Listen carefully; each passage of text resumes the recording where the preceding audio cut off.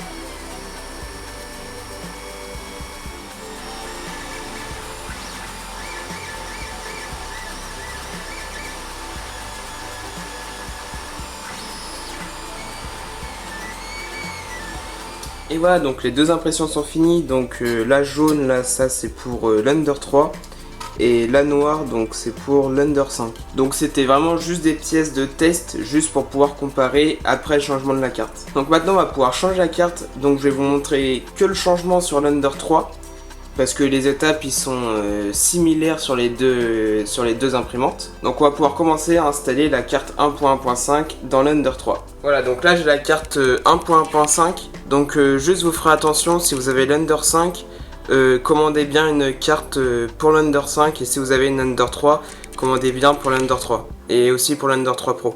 Ça va être juste le framework qui va changer. Donc je vais pouvoir enlever les 3 vis, donc les 2 là et une là-bas, et on va pouvoir tout débrancher. Voilà, donc là j'ai enlevé les 3 vis. Donc là ce qui va suivre, en fait on va juste devoir tout débrancher et tout rebrancher sur notre carte. Donc c'est très simple à faire, mais juste il faut surtout pas se tromper. Donc moi je vous conseille de prendre une photo de la configuration d'origine, comme maintenant, pour éviter de vous tromper. Même si c'est très bien aiguillé, il y a des petits clips sur chaque fil pour dire où va chaque pièce.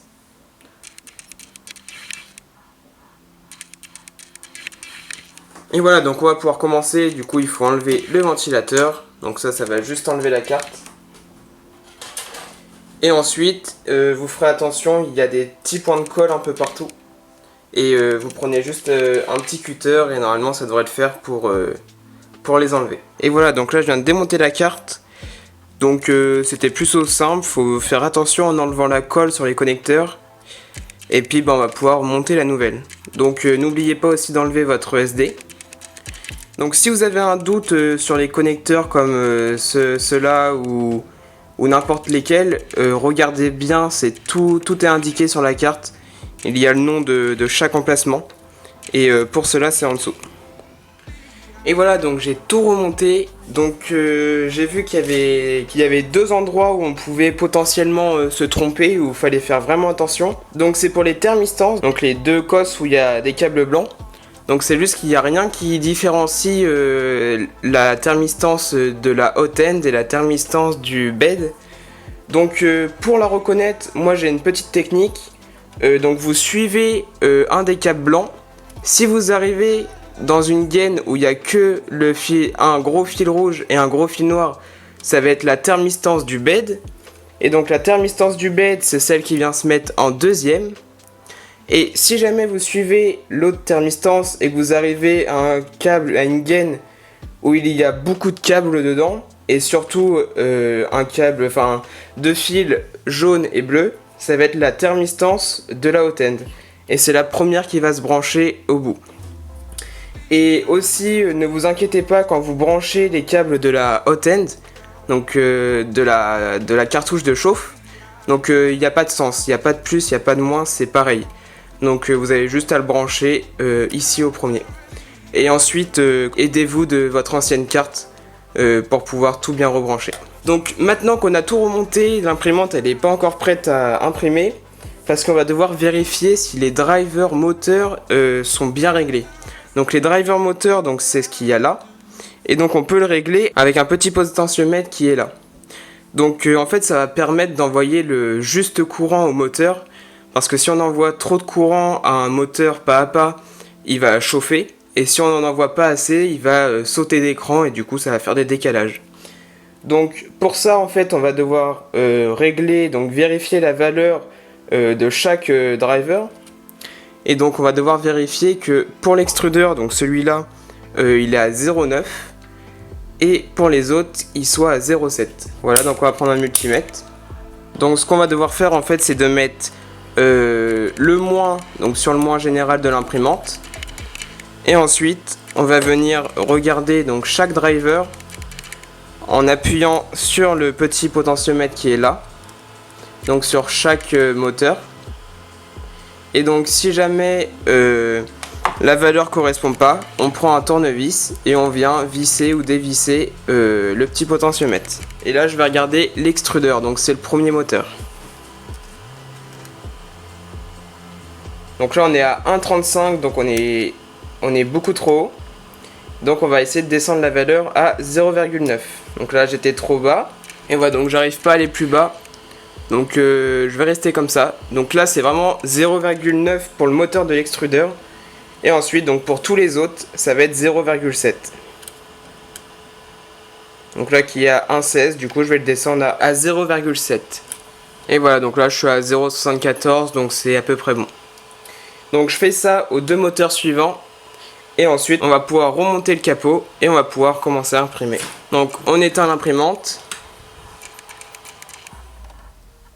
Et ensuite on n'oublie pas de remettre le petit câble du ventilateur ici, donc sur la petite cosse qui est là.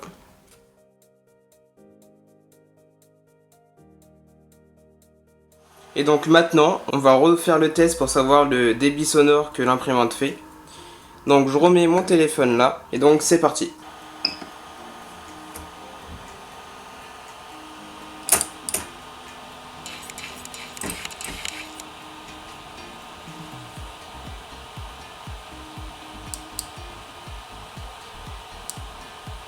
Voilà, donc ça fait vraiment zéro bruit pour l'instant, juste quand elle a fait son auto-home. Donc je relance la même impression que tout à l'heure et on va voir ce que ça donne.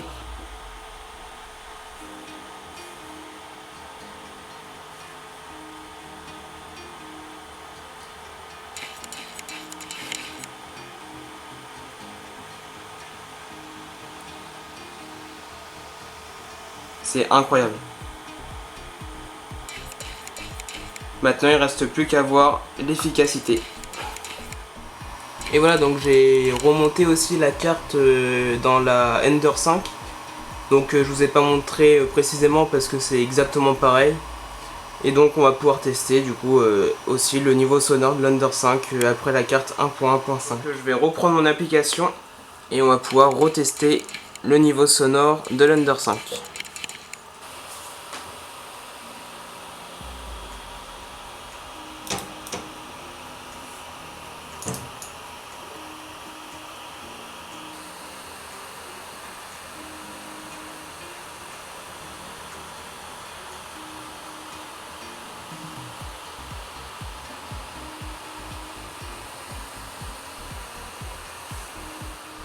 Donc c'est vraiment très silencieux et je vous mets un comparatif du avant-après sur chaque imprimante maintenant.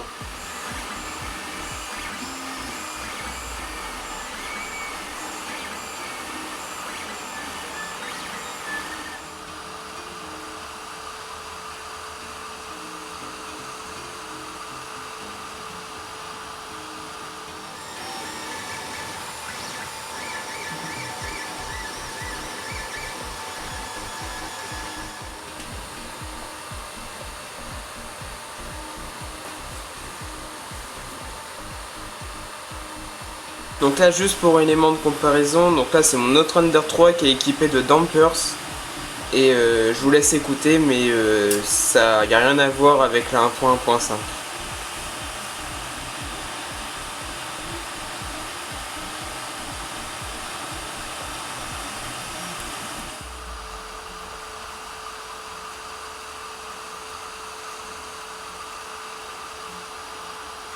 Et voilà, donc là les impressions donc, sont terminées. Donc à ma droite, donc là c'est les impressions avec la carte d'origine. Et à ma gauche, donc c'est les impressions avec la carte silencieuse.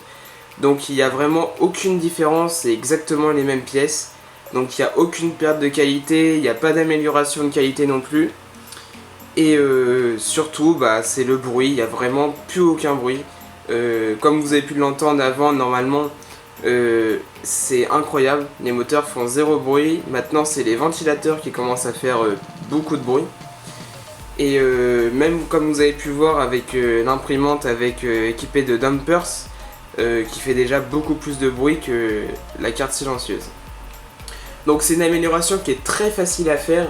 Je vous la conseille vraiment. Juste, faut faire très attention quand on rebranche les câbles, à pas se tromper. Et aussi très important, le réglage des drivers qui est souvent négligé. Sur les deux cartes que j'ai achetées pour l'Under 5 et pour l'Under 3, les deux étaient tous à la même valeur, ils étaient tous à 1.3 volts. Et du coup bah, ça fait que les moteurs, si vous laissez cette valeur là, les moteurs vont finir par chauffer. Et pour des très grosses impressions, ça risque de beaucoup chauffer. Donc merci d'avoir regardé cette vidéo, donc j'espère qu'elle vous a plu. Donc n'hésitez pas à laisser un pouce bleu, à vous abonner. Et on se dit à la prochaine pour une nouvelle vidéo. Salut!